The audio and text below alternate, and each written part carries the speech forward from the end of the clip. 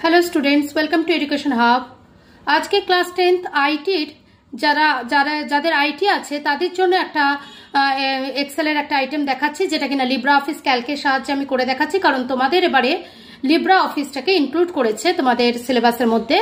So I am showing you about goal 6, okay? And what is the use of it? It is used to set a goal to find the optimum value for one or more target variables given with a certain condition. Okay, so first of all you have to make a data like this.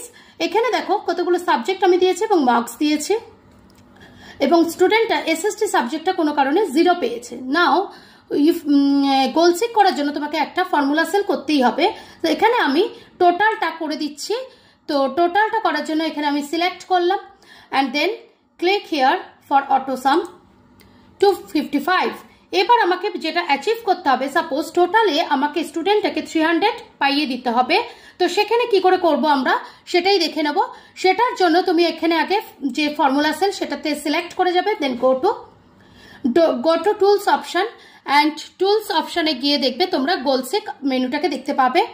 The goalseek dialog box will appear on the screen. There are 3 items: formula cell, target value and variable cells. Formula cell here D11, which is total. Target value 300 যেটা আমি achieve করতে চাই, and variable cell here SST যে 0টা পেয়েছে সেই ঘরটাকে select করে দিতে হবে, that is D9, and press OK. Yes, and here it is. Here the answer is 300 করতে গেলে SST তে at least 45 marks okay obtain করতেই হবে। So thank you very much. এটাতে আমি একটা আইটেম তোমাদের তুলে ধরলাম। Thank you.